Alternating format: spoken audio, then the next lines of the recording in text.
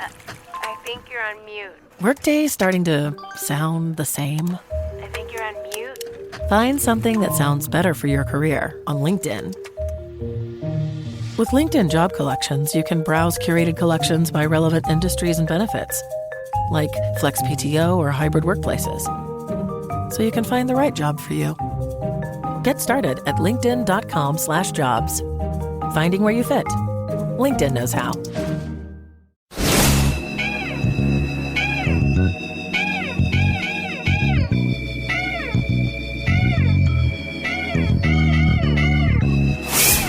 The sound of praise for your Sunday morning. The only one who could ever teach me.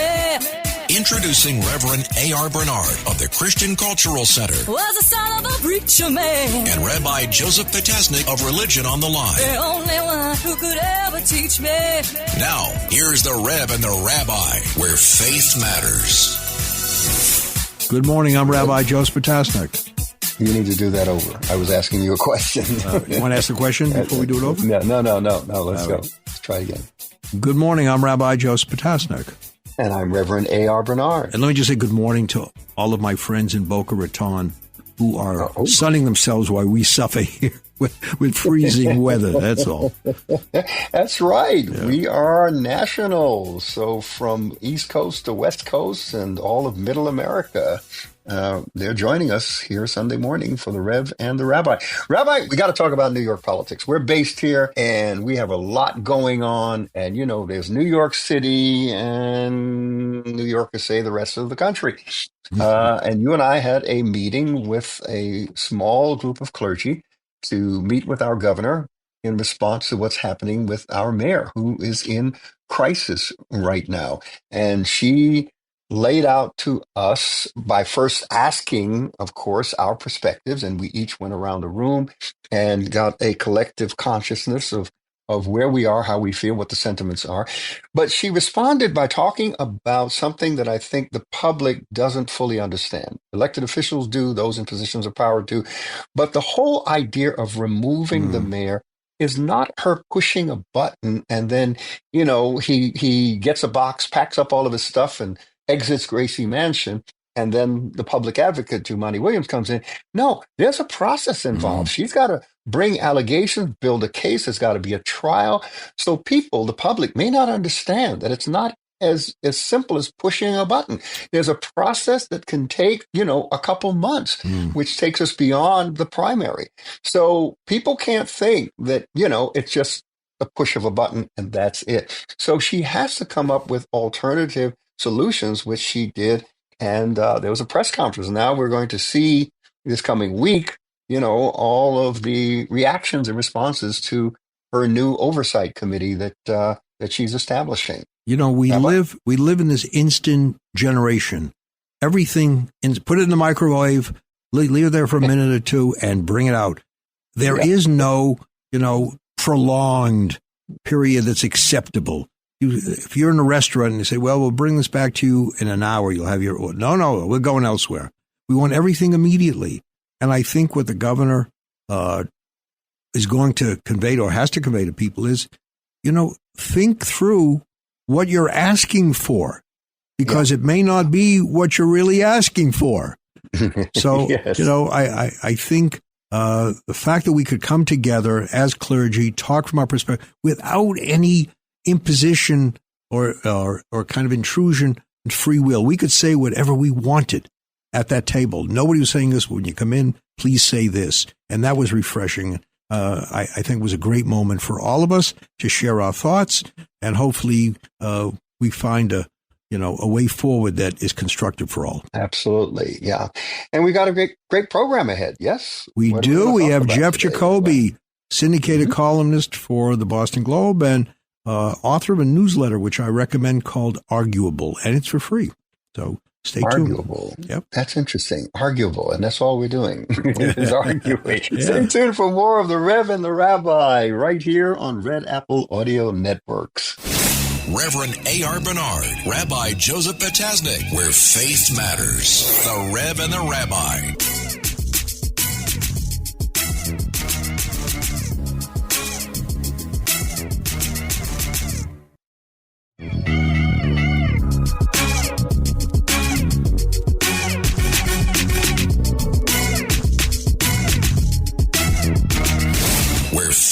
matters. The Rev and the Rabbi. Welcome back. I'm Rabbi Joseph Potasnik. And I'm Reverend A.R. Bernard. Reverend, we are honored to have someone that we truly admire, independent thinker, syndicated columnist for the Boston Globe. I'm talking about Jeff Jacoby. And he has a great newsletter entitled Arguable, which you can sign up for, and it's certainly a read that's much worth it. Jeff, good morning. Nice to have you with us. Good to be back with you guys. I hope you've been well. Well, now your voice is heard all over America. Oh, that's All right. right. We're celebrating our second week of our nationally syndicated Rev and the Rabbi All right, so show. if I go to Rapid City, South Dakota, and I get stopped on the street, Exactly. I'll know why. You won't get a ticket, right? Exactly. All Just right. invoke the rabbi's name. That works. That works best. Jeff, you've been with the Boston Globe for how long now? I've been with the Boston Globe for 31 years. I started there as a columnist in 1994. That was a long time ago. You know, my one of my kids, my older son Caleb, was poking around online, and he found at the C-SPAN website several links to interviews, TV interviews that I did back then, and he sent them to me. And I got to say, you know, just looking at these things, which I had not seen in decades, if ever I wanted to be reminded that time has passed, looking at the dark hair and the face with no wrinkles, and You just the become tight more skin. seasoned. Boy, That's I all. was young back then. Yeah, weren't we all? So, Jeff, you know the common expression, you're entitled to your opinion.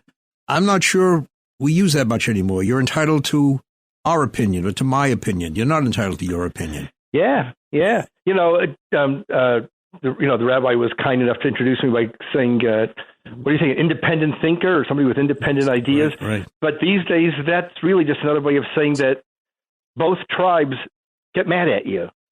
And it's funny. I was just sending a note to one of my colleagues at the Globe, the one who handles letters to the editor, who lets me know what they're planning on running in the letter section about anything that I've written. And I had a piece the other day in which I sort of said, threaded my way between Trump on this Gulf of America business and the AP, which is refusing to go along with it. And this was one of those columns where I said, I fault both sides. I can see both sides being wrong over here. And the mail that comes from people, the email, the comments online, if it's from Trump people, they're outraged that you would say anything that was critical of him.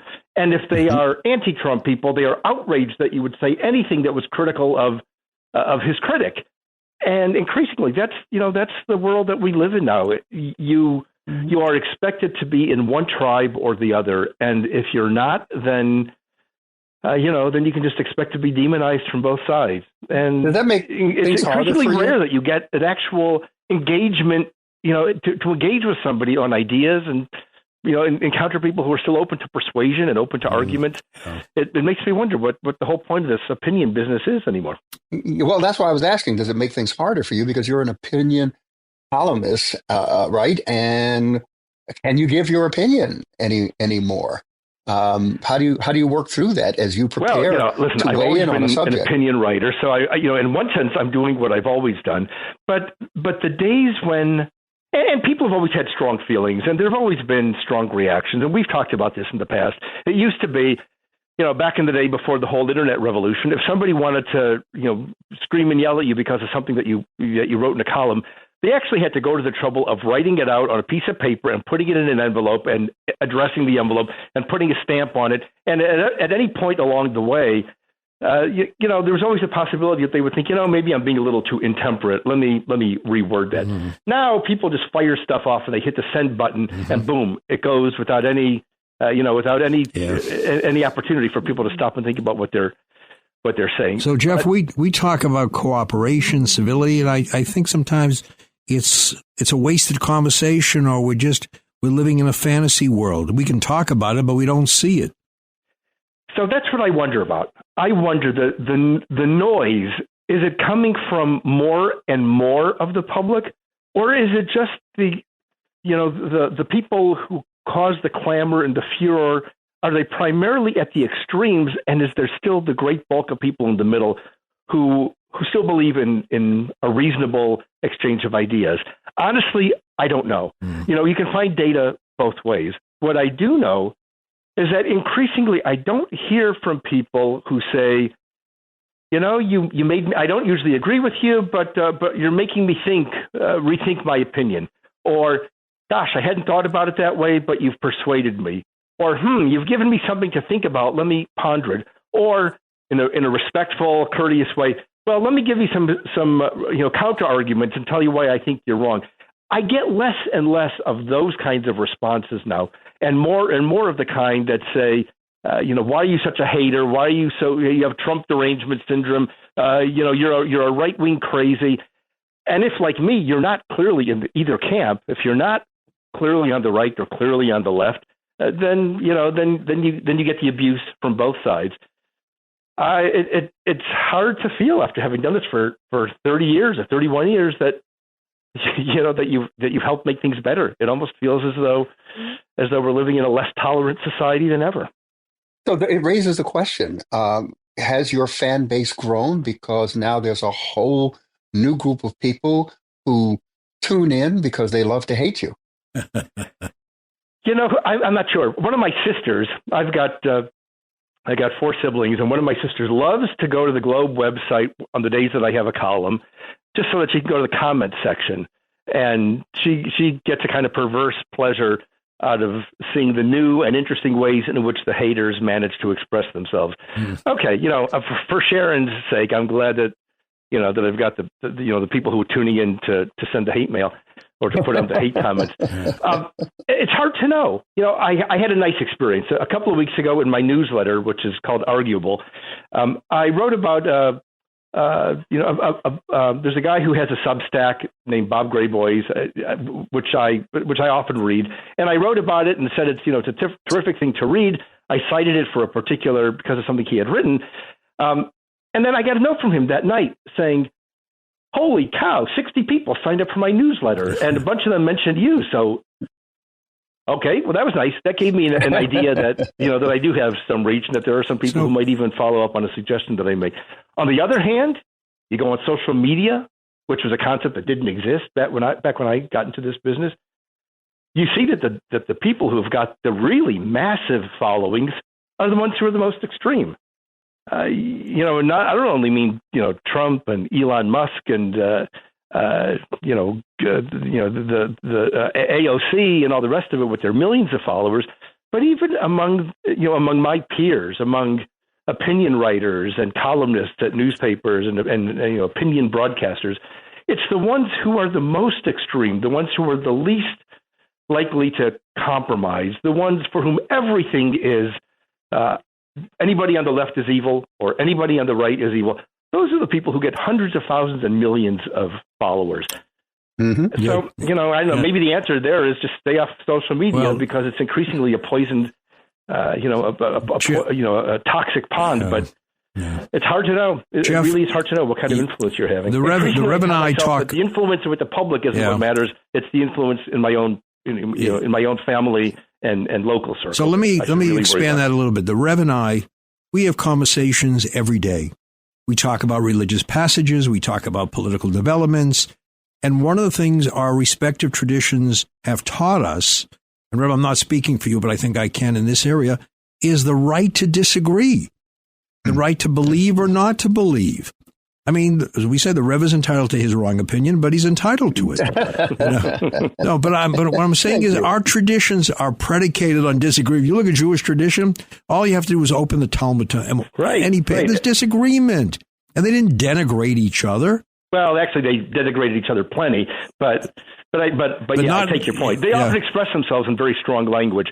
But the fact that we preserved a Talmud and all the commentaries on the Talmud for 15 centuries, when it's, as you say, argument after argument after argument after argument, shows that there is, at least in the Jewish tradition, a great respect for the idea of ideas clashing with each other, and the belief that wisdom and truth can emerge from that clash. But at the same time, there's how do I want to put it? The belief that there can be differences of opinion that can be respectfully expressed, especially when it comes to religion, is something that's very deeply rooted in American history. And, I've thought that, you wonder, why is it that Catholics and Jews aren't in the streets fighting over dogma every day? Why is it that you don't have Hindus and Muslims in America beating each other, or for that matter, Catholics and Protestants? Why are you able to have a Catholic parish and a Unitarian church, within a block of each other, and there's never any violence in the street? You don't have mobs assaulting each other and picketing outside and cursing each other, and yet when it comes to politics, we so often do see that it gets more and more and more hateful. Why are the Rev the Rabbi able to be on the air perfectly cordial and friendly in agreeing whether they agree or disagree with each other? Whereas it's hard to imagine that you could have somebody like Sean Hannity and AOC on the air together, and that there's no chance that would be respectful. And the conclusion that I've come to is that for so many people in this country, politics has replaced religion. So you two are both in the religious tradition, and we built into the American idea, going back to the framers, is the idea that religion is freely practiced and freely worshipped in this country, and nobody has a monopoly on the truth that they have the power to impose on anyone else. And if we disagree about the ultimate questions of religion, you and I and believers across the country are, ultimately we're willing to leave it in God's hands. What will happen in the future, the Messiah will come, or he'll come again, or whatever it is. All of that, we're happy to leave to the future. But just, Jeff, if I could add one quick thing. But politics. The disagreements in the Talmud, Jeff, those disagreements in the Talmud, there were severe criticisms, but there wasn't the denigration to level you're subhuman. They were intense. Agreed. They were intense, but not, not defamatory. Right. Yeah, Rev. But I think that's the thing, that when it comes to religion, we're used to the idea that there are ultimate differences that we can't resolve, but we can still live with each other as friends. Yeah. But when politics takes the place of religion, then anybody who disagrees with you is a heretic and must be punished now in this world. There's no such thing in politics as we're going to wait for the world to come.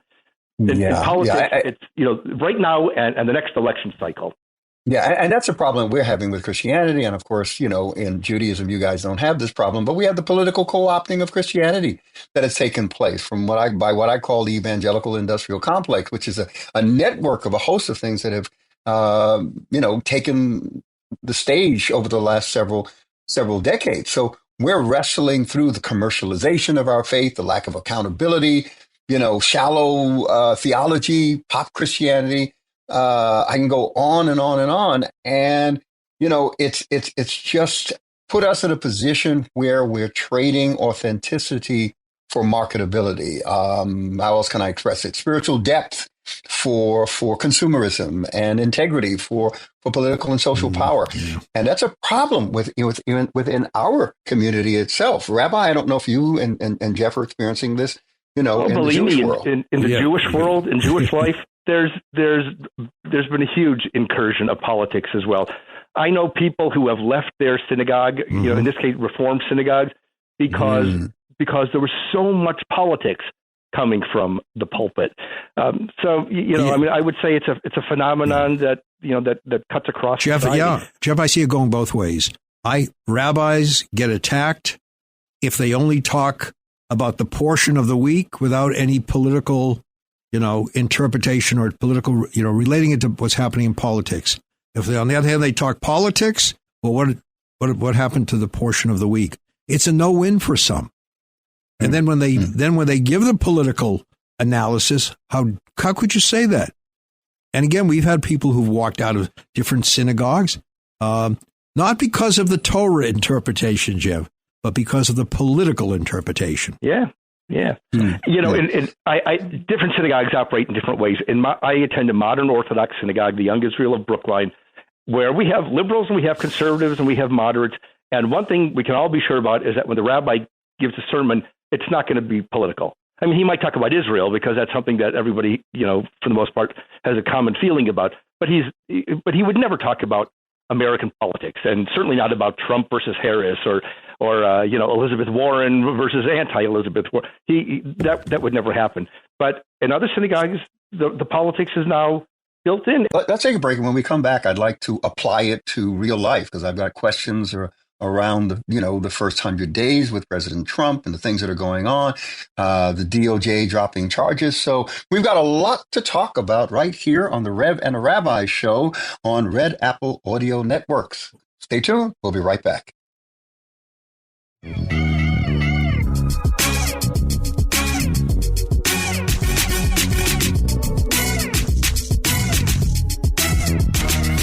Where faith matters. The Rev and the Rabbi. Welcome back. I'm Rabbi Joseph Potasnik. And I'm Reverend A.R. Bernard. And we're talking with Jeff Jacoby, syndicated columnist with the Boston Globe.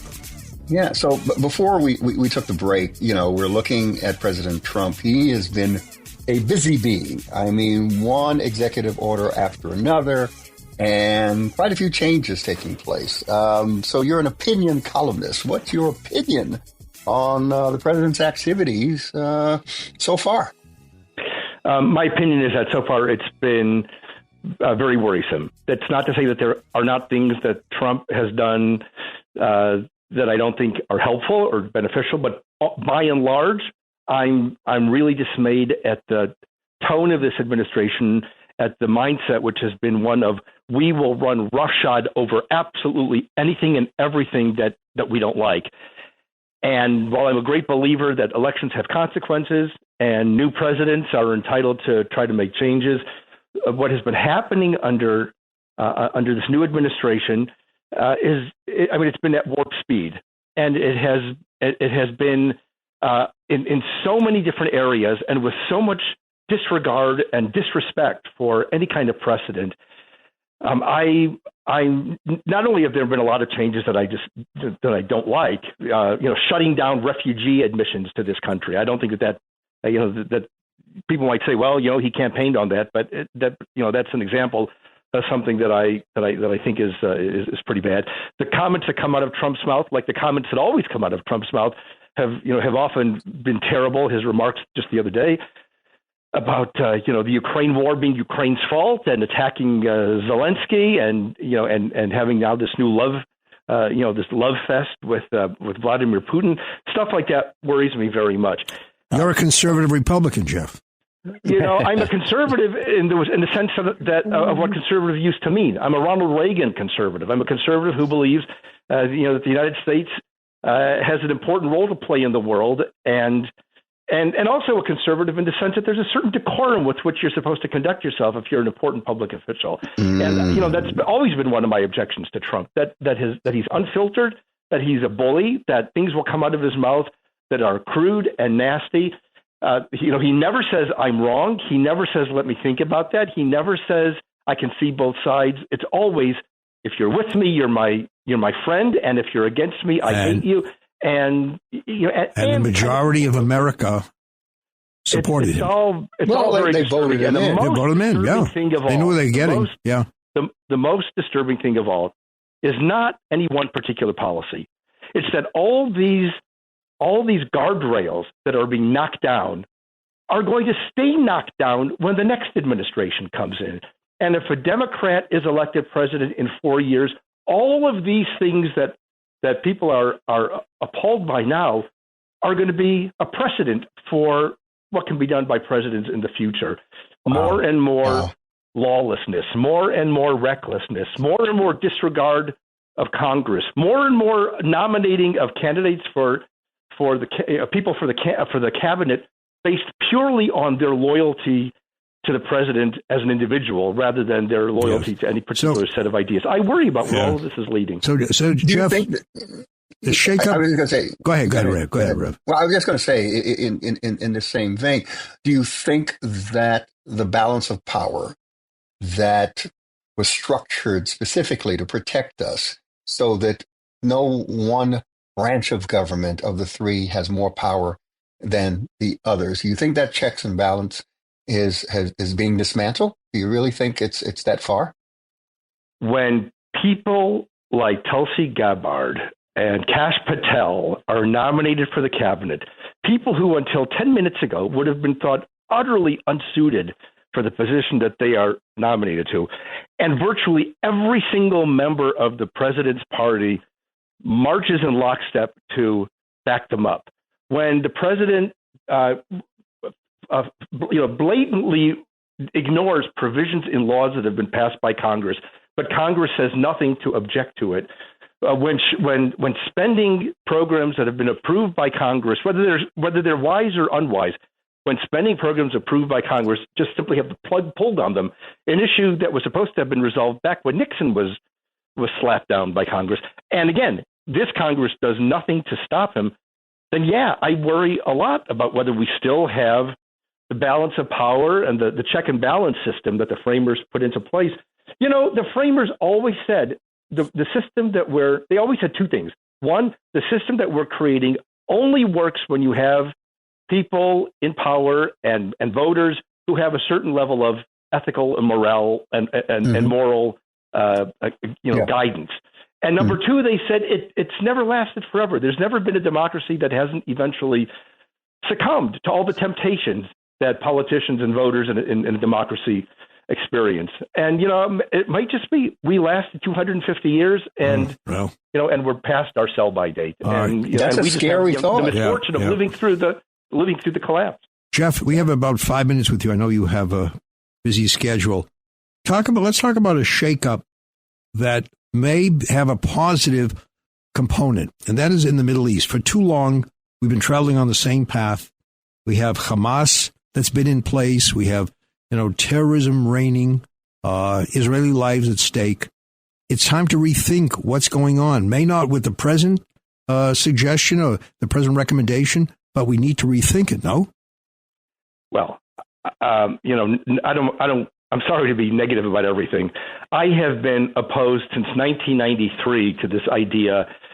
More and more land and territory and money and political authority is Palestinian leaders, then you get closer to peace. At every step of the way, my head off saying it works exactly the opposite. The more Israel concedes and the more it withdraws, the worse things are going to get, not better. When October 7 happened and Israel went to war, and for the first time in a long time, it seemed, okay, they're really serious now. They're talking about not just mowing the grass, but actually winning a victory. I began to think, okay, maybe something fundamental really has changed.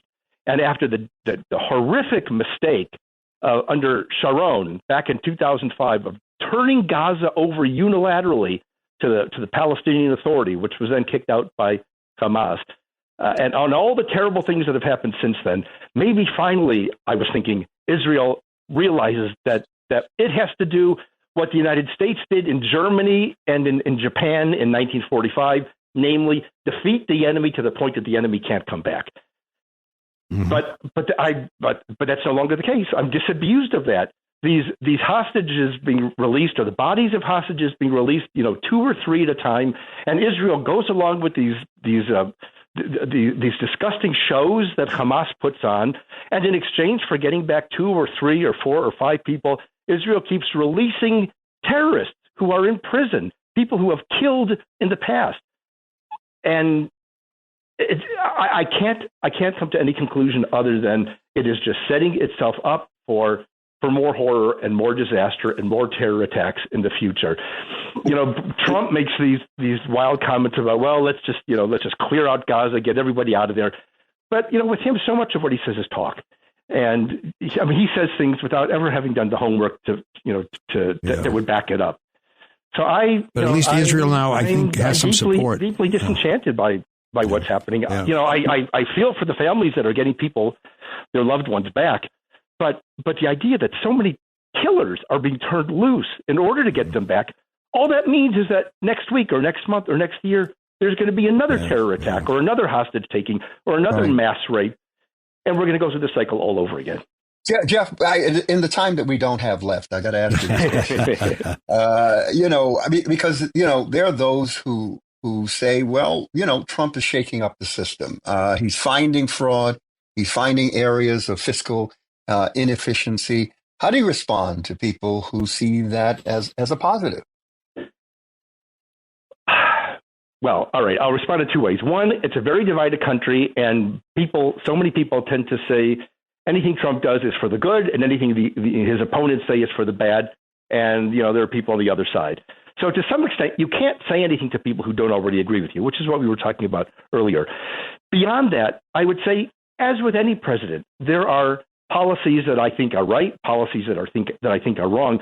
It's not so much the policies itself, that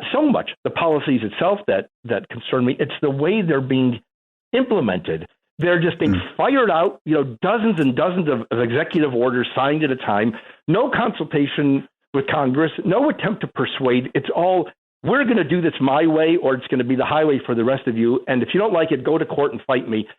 And all of this, I just think, exacerbates the bitterness and the tension and the idea that everything has to be a fight. That in a democratic republic, public policy sometimes is a great fight, and you have a big debate about it. But ideally, important policy changes are supposed to be things that get debated in the public square and in Congress, and that get worked out, and not something that simply gets issued from on high by a president who then goes online and says, long live the king. When in American history has the U.S. president ever said something like that? Yeah. And even if it's meant to be a joke, which I'm not sure about, but even if it's meant to be a joke, can you imagine Thomas Jefferson having made a joke like that? Can you imagine George W. Bush ever having made a joke like that? I just worry about all of the guardrails that are being knocked down. What's become acceptable. The normalization and what people can get away with that they couldn't have gotten away with at the time. Jeff, it's been great talking to you. I wish you had more time to spend with us, but you've got to come back to the program. But thank you. You know what? Thank Since I said so many negative things, let me say one thing that's unabashedly positive. It remains the case in this country. We're a country of 330 million people. And for all the people making noise that get us upset, it's worth remembering there are millions and millions and millions of people in this country who continue to give charity and to volunteer their time and to go to work and do an honest job and take care of their families and take care of their customers and try to teach kids and try to do the right thing and attend church and come to synagogue and sit and study and think about ways to make, to cure cancer and to offer a better product. There's so many people in this country who, despite all the political noise, are still trying to do the right thing. And, I still got to believe this is still the best country in the world. And I just hope that those, that those of our fellow Americans who have the good impulse ultimately will prevail, and that, and that this moment in time will prove to be just a moment in time, and that, as you were saying before, we'll sit on the beach in Florida and look back and say, boy, remember when we thought it was all over? But actually, there were great times yet to come. Amen. Well, Jeff, thank you. And there you have it, the Reverend Rabbi Jeff Jacoby closing on a positive note as we end this segment of the Reverend the Rabbi. We'll be back with more from Red Apple Audio Networks, the Reverend the Rabbi, right here. Reverend A.R. Bernard, Rabbi Joseph Potasnik, the Rev and the Rabbi.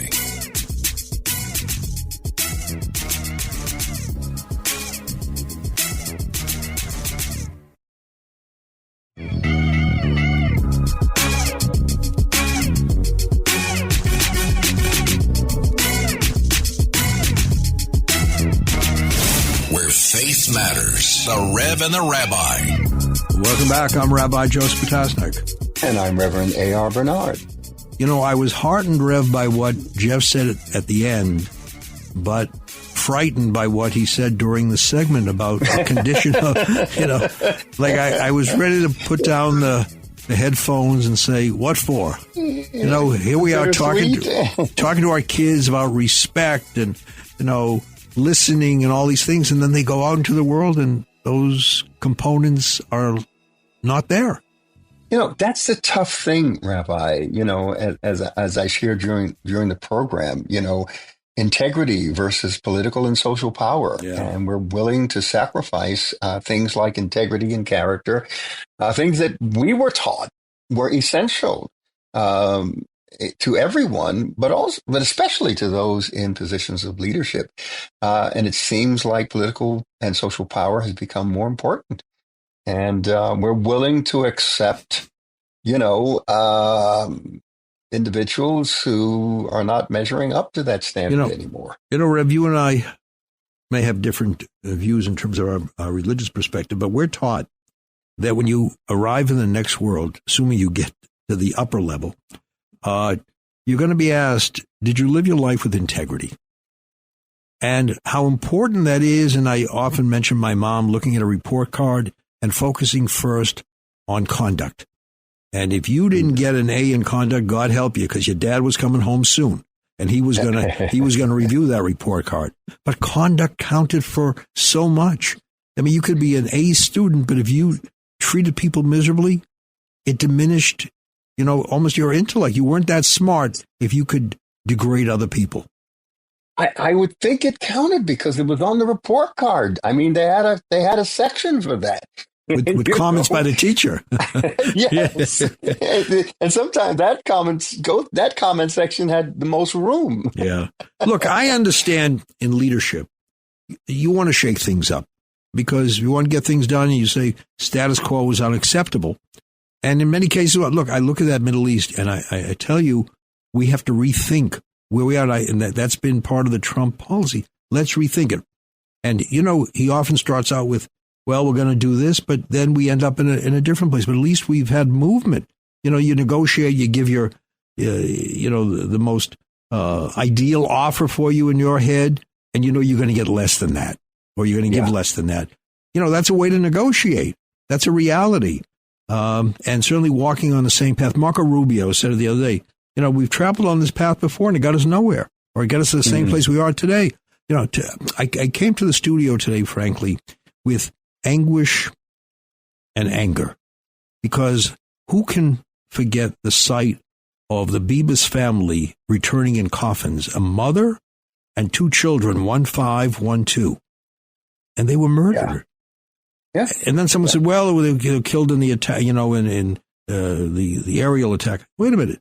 You kidnapped them. They wouldn't be dead if you didn't kidnap them. So don't say it was, as a result of the war.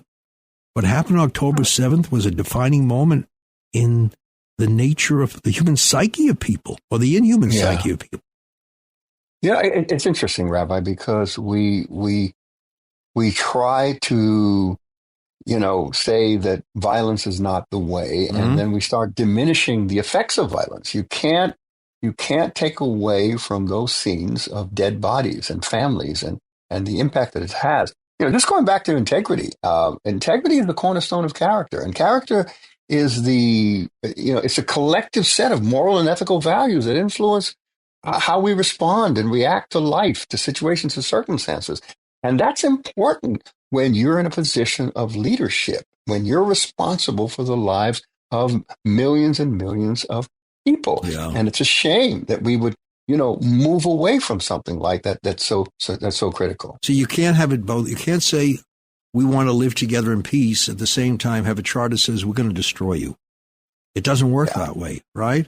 So, we can pray for peace, but you can only have peace when parties want to live in peace. And what we've seen in the Middle East is you have Hamas, you have their supporters. And remember, on October 7th, the people who went and murdered individuals weren't just Hamas; they were civilians. Mm-hmm. And you say, this is obscene. This is morally obscene. And yet, so many said nothing, as if let's move on and let's find a two-state solution of parties living side by side. How are you going to live side by side with someone who wants to kill you? You have a neighbor who threatens you every day. You're going to sleep at night? We thy neighbor to hate thy neighbor, and loathe thy neighbor. It's manifesting itself. But look, it's interesting what Jeff had to say. And you mentioned it too about having to shift them in order to effect positive change. I mentioned that there are people who genuinely feel that it's a good thing that the system is being shaken up. That we need to find and weed out areas of fiscal inefficiency. But I think when we do it with sweeping changes that don't take into consideration unintended consequences, we leave ourselves where the innocent now begin to suffer for the guilty. You said, USAID, right? And we have Protestant evangelical Christian organizations who are now suffering because the funds that would have been directed towards their work has now been cut. So I think some of the very people who supported, this administration are realizing that they're now being impacted by some of the changes that are being made. It's interesting to see, as this continues, how are those supporters going to react, to this ongoing reality? I know people who work at the NIH, National Institute of Health. They're working on aging, and they're deathly afraid they're going to lose their jobs. They've seen colleagues who've been removed.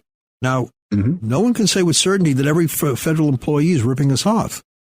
There are many people who are dedicated and doing a good job. So why are we using a hatchet? Let's use something a little less dramatic, a little more effective. That's, I think, what Jeff is alluding to. Yeah. And look, change is not an event. It's a process. It takes time. But we have to be careful how we manage that time in which change is taking place. And look, I get it. The Republicans, President Trump realizes he's got 4 years. Certainly, with certainty, he's got 4 years. If there is another Republican president to continue this, we don't know. But he's got 4 years to work with. And the first term that he had, COVID came in. There was a lot that disrupted, what he wanted to accomplish. So I understand the fast track that we're experiencing. I don't agree with all of it. I do believe that systems and structures need to be challenged and changed and made sure that they're efficient. That's why we have oversight, of these things. And the but people I'm concerned and the people who voted for Trump wanted change. Yeah, they voted for him because they really wanted to see, not gradual change, but real effective change, because they were tired of, the precedent. The status quo was unacceptable. So, anyway, excellent discussion today. I Jeff, you can agree, disagree, but it's the back and forth discussion that to me means so much. And that's the way it's supposed to be. We thank God for a two-party system, at least a two-party system here in America, because we need to debate our conclusions. We need to reflect. We need to take time to challenge whether this is the best way forward. I think that protects us. But when we begin to double down on our side and judge everything through our lens without being open to any other opinion or perspective, we've got a problem. So, all right. Thank you. Here we are. All right, Rabbi. And it was great conversation. We'll be back next time right here on Red Apple Audio Networks for more of the Rev and the Rabbi.